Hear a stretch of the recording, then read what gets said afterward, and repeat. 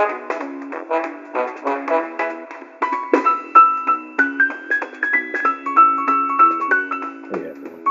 welcome. Pretty laid back today. We got some contemporary fiction. We got some autobiography, some nonfiction, then the good stuff. Yeah, we got some fantasy. And you will want to stay to the end of this video, folks, because we have a real treat. We have a special edition collector's hardcover to show you. So stay tuned for that. As always, these books are in great shape. They're carefully sourced from our Calgary local charities and nonprofits. And they're ready. They're ready to find new shelves. So, with that being said, let's just get into it. So, to begin with, we have book number 1, Horse and Pony Stories. Authors include James Herriot, Rosemary Sutcliffe, John Steinbeck, Monica Edwards, Dorian Williams. This collection of classic tales is centered around horses, friendship, and adventure. Published in 1978, it features work from some truly beloved authors, as I already mentioned. James Herriot, the Yorkshire vet, whose warm animal stories have charmed readers for decades. Rudyard Kipling, best known for The Jungle Book and his vivid storytelling. There's even an excerpt from Black Beauty by Anna Sewell. It's one of the most famous horse books of all time, you know. Anyway, simple, charming, comfort read for horse lovers.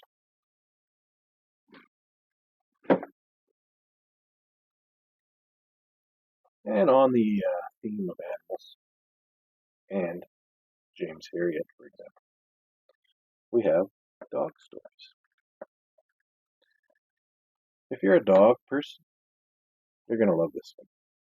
James Herriot, Favorite Dog Stories, pulls together 10 of his most beloved dog tales, all brought to life with beautiful watercolors.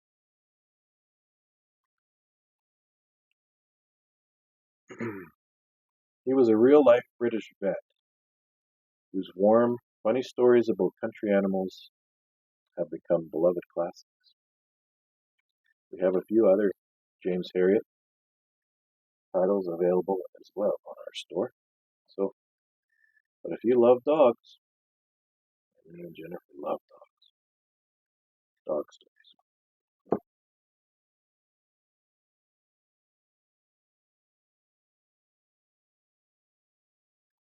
Matthew Finder's Cat. It's a gritty, emotional, character-driven redemption story. Matthew Finder's Cat delves into the harsh reality of life on the streets through the story of Bill O'Shaughnessy, a once successful lawyer, now living rough in Sydney, Australia. When Billy strikes up an unlikely friendship with a curious young boy, he begins to piece together fragments of a life he thought he'd lost. Using the old legend of Matthew Finders and his loyal cat as a thread of hope. Bryce Courtney is the best-selling author of The Power of One. He builds a story that's raw and unflinching, but also deeply human. A look at how even the most broken lives can find redemption through small, unexpected acts of kindness. That's Matthew Finder's Cat. And if you're an animal lover, you might appreciate that book too.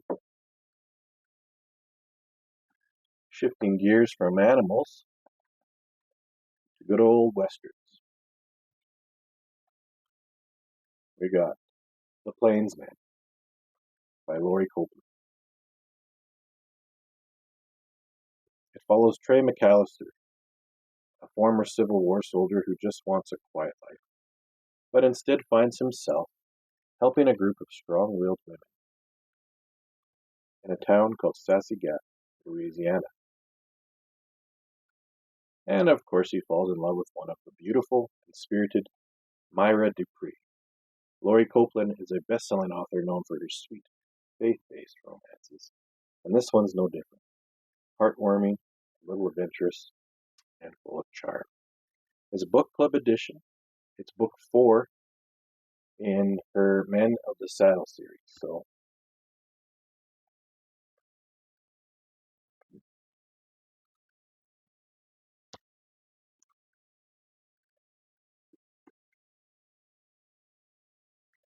once again, the Plainsman.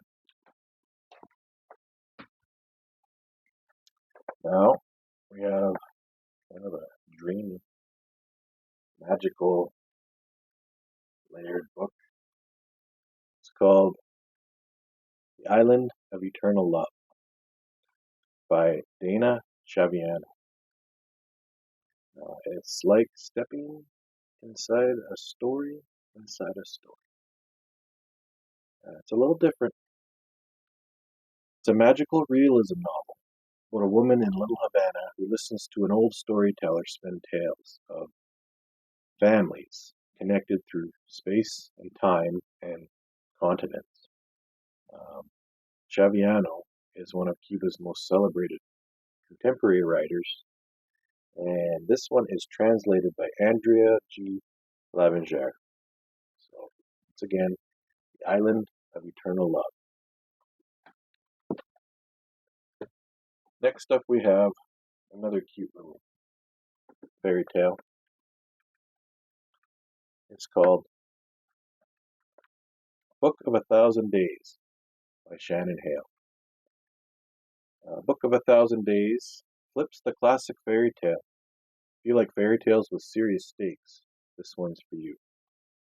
A princess and her handmaid are trapped in a tower, but the real threat is not inside the tower itself, it's what's outside. Shannon is known for her fast-paced style. She reworks old legends into stories full of heart and conflict. Okay, this is the Book of a Thousand Days by Shannon. And finally, in our section of what I call contemporary fiction, but as you can see, there's a little bit of fantasy involved, we have The Lost Boys of Montauk by Amanda M. Fairbanks. It's an emotional, true story of a real-life tragic shipwreck in 1984 when the fishing boat Windblown was lost at sea. It's about grief, it's about memory, and how communities carry those scars for generations. Amanda Fairbanks is a journalist, and she's well known for her deep, community-focused narratives. And that is The Lost Boys of Montauk by Amanda M. Fairbanks. Great. Now we got our nonfiction section. We have some serious books here, nonfiction. I think they're pretty good still, even though they're nonfiction. Winning by Losing. Tired of quick fixes and crash diets? Jillian Michaels. Winning by Losing is where you want to start. It's a tough love triple threat approach to lasting health, mind, body, and spirit. Jillian is a world-renowned fitness expert and coach from The Biggest Loser. Remember that show? And I do remember that show. So there you go. Winning by Losing by Jillian Michaels. We got The Unicorn Within by Linda K. Yates. The Unicorn Within shows how big companies can move like startups and spark billion-dollar innovations. Linda K. Yates is an innovation strategist and entrepreneur. That's The Unicorn. Next up, we have a Canadian, thoughtful Canadian title. It's called A Fair Country. It's written by John Ralston Saul. It's a fair country argues that Canada is a Métis nation. It's built on Indigenous values. And John Ralston Saul is a Canadian philosopher and public intellectual. So, very interesting premise. And I think it's a very interesting book. It's called A Fair Country. Now, of course, at the time of filming here, it's hockey season, playoffs. Go Habs, go. They're probably not going to win, but cheering for them. You might recognize this guy if you're into hockey. Gretzky, an autobiography. This book brings you inside the life of the great one himself. It's considered as, of course, he's considered by many as the greatest hockey player of all time. And it's Wayne Gretzky with Rick Reilly. That's about all I got to say about that. Because if you know, you know. All right. Another autobiography. You might know this guy too. Frank Sinatra and the Lost Art of Living. The way you wear your hat. The way you wear your hat is pure charm. An inside look at how Frank Sinatra lived, loved, and led with swagger. Bill Zehme is a prominent American journalist, and he's very well known for his celebrity profiles. So you know what you're going to get when you get this book. And it's hockey season. We just also had an election here in Canada. And what would politics be without, at least in Alberta anyhow, this guy, King Ralph. This is an underdog political humorous book by Don Martin. And if you follow politics, you know who Don Martin is. It's the classic underdog story of Ralph Klein. He's a bartender. Next thing you know, he's Premier of Alberta. Don Martin, you probably already know, but he's a Canadian journalist who extensively covers the political landscape. So, yeah, this would be a riot because although I was in school when King Ralph was in charge, I did hear some stories. So be sure to pick that one up if you're a political aficionado. Now, finally, to wrap up our nonfiction section, we have the willpower instinct. How self-control works, why it matters, and what you can do to get more of it. It's one of the best guides on how self-control really works, why we fail, and how to actually stick to our goals. It's written by Kelly McGonigal, PhD. And Kelly McGonigal is a health psychologist and lecturer at Stanford University. So there you go. The willpower instinct. Now, to our fantasy section. And, well, I love fantasy. I read fantasy. So this is a little bit of a passion for mine. So we always have fantasy. They're not all fantasy. Some of it's sci-fi. We have some historical fiction and wrapped up in here. So, you know, it's kind of a mishmash of all that stuff. But we'll start off with a treat here.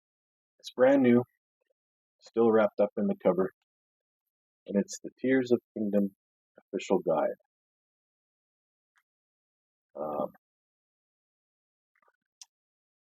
If you like Legends of Zelda, okay, now I play Legends of Zelda Ocarina of Time.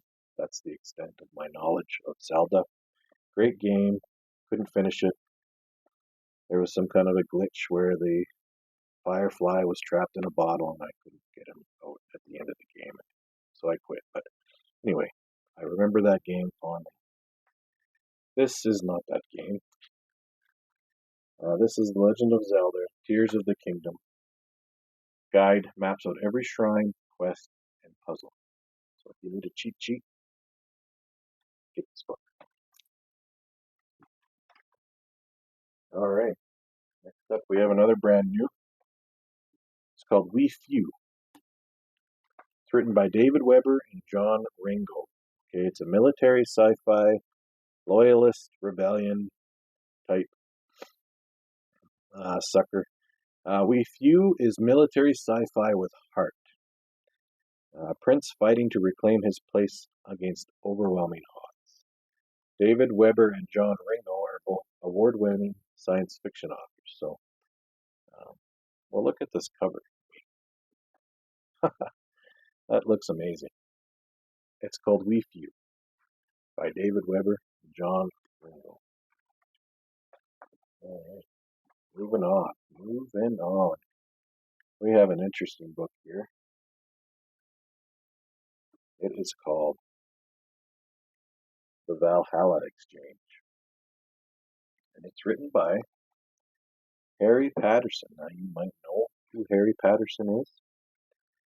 And you might know who Jacques Higgins is.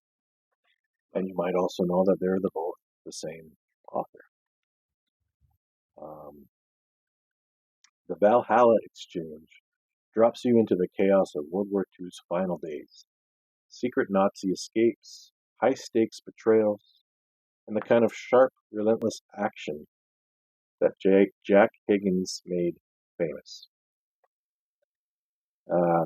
Higgins' real name is Henry Patterson. He went by many names. Well, he wrote like 70 books, so what do you expect? Higgins' real name is Henry Patterson. He lived what he wrote. He survived the bombings in Belfast as a kid, then served as a sharpshooter on the East German border. So, it's no wonder his thrillers hit a little different, you know. If you're into gritty wartime stories with fight, this one's a must. You might know the name. Stargate. Okay, this is not the movie. It's written by Pauline Gedge. It's a mythological fantasy. You know, what isn't these days? Sun Lords rule, rebellion brews, and ancient power shifts collide. It's a big, bold, and cosmic as well. So Pauline Gedge is a Canadian author. Okay, she's known for her epic, historical, and fantasy worlds. She knows how to build a universe that feels both timeless and wild. And this is Stargate. Okay, moving on to some light and fluffy. All right. Everyone likes a light fantasy. Well, at least I think you do. If you're watching this video, you do. We got The Witch Doctor. It's a light fantasy with a twist. Magic, trolls, and a guy who'd rather not be the hero, you know, the reluctant hero. It's a playful, fast-moving, and full of that classic Stasheff charm. If you like your fantasy with humor and heart, this book's an easy choice. And finally, we have, well, if you're into fantasy, you know who this guy is. David Eddings. The Sapphire Rose by David Eddings. The Sapphire Rose wraps up the Yelenian trilogy in the full epic fashion of knights, gods, deadly magic, and the final showdown type of thing. The final showdown, of course, that's been brewing for 3 books. So this is the final epic finality of the trilogy. David Eddings, with his wife, who co-wrote many of his books, they built a legacy on witty dialogue, big quests, and classic high fantasy vibes. So if you like your heroes a little sarcastic, and your stakes are very high, this one sticks the landing. It's called The Sapphire Rose by David Eddings. And of course, I wouldn't leave you with just one David Eddings. Well, what's better than one David Eddings? 2 David Eddings. We have the Domes of Fire. Okay. The Domes of Fire by David Eddings kicks off a whole new adventure. So finish that book, then start this book. Sparhawk's back. but the peace didn't last. Now it's missing gods, magical threats, and full-blown political chaos across the Tamil Empire. Everything you loved from the last book, the Millennium, or the last series you read, anyway. It's just scaled up a bit higher. The bigger world, a bigger mess, and a lot more fun. All right, so that's David Eddings. That's book 1 of the Tamil League.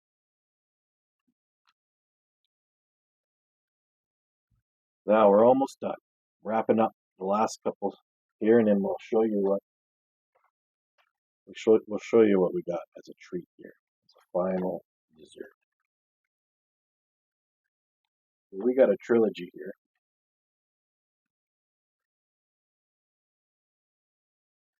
This is The Novels of Tiger and Dal by Jennifer Robertson. Okay. The Novels of Tiger and Dal is a sweeping sword and sorcery journey across desert lands. Magic, betrayal, and maybe most notable, a slow burn trust between two unforgettable warriors. Jennifer Robertson is an American author known for her character-driven fantasy, and she also writes historical novels. So, if you're interested in, and I'll just tell you what we got here. The Novels of Tiger and Dal is Volume 1, Sword Dancer and Sword Singer. All right.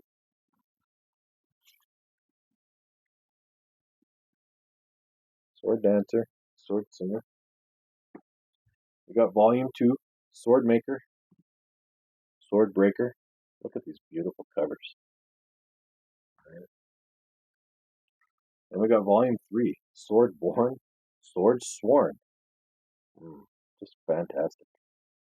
And yeah, The Novels of Tiger and Dal. Now, here's the one I saved for last. And it's a good one. Mossflower is the prequel to Redwall. Mossflower by Brian Jacques. Okay. It's the prequel to Redwall. Tells the story of Martin the Warrior's rebellion, the fall of a tyrant queen, and the beginnings of Redwall Abbey itself. This particular edition is a special collector's edition. It's a clean, very good condition hardcover with gold gilt lettering, a built-in ribbon marker, and 6 brand new full-page illustrations, including a fresh map by David Herriot. And I got to show you this map.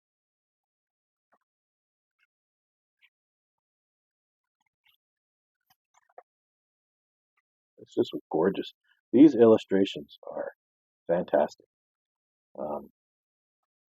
It's the kind of edition Redwall fans, well, they love to hold on to it. They don't get rid of it easily. So, it's often called one of the best in the series. Yeah, look at this. Look at that picture. Jeez, that's just amazing. Folks, this is something else. It's often called one of the best in the series. And it's not just for the battles or the humor, but because it really captures the heart of Redwall. Bravery, friendship, and what it means to wield power with responsibility, you know. Martin's sword just isn't just a weapon. It's a symbol. It's a symbol of choosing to fight for what's right. And, you know, it might be a little heavy on that Tolkienism kind of fantasy, but yeah, it kind of makes you warm and fuzzy inside. Brian Jacques, he originally wrote these stories for children at a school for the blind. This explains why the storytelling is so vivid and sensory. You don't just read Redwall. You feel it. You experience it. And, yeah. Anyway, this edition is available on our store as well. And if you're a longtime fan, or you're looking just to get into the series, or you're looking to start fantasy, you've never started fantasy, this one's worth picking up. So, anyway, with that being said, that's it for today. A little bit of everything: fantasy, history, nonfiction, a few hard to find editions, collectibles. If anything caught your eye, you can check out our latest inventory, either on Amazon or through our website. And I'll drop the links in the comments and in the description below to where you can find us. Feel free to leave a comment. Let me know what you're reading right now. Or if you're hunting for a particular title, we might have something that we can help you find. Or we might know where to find it. And finally, thanks for hanging out. And if you're new and you want to leave a subscription, feel free.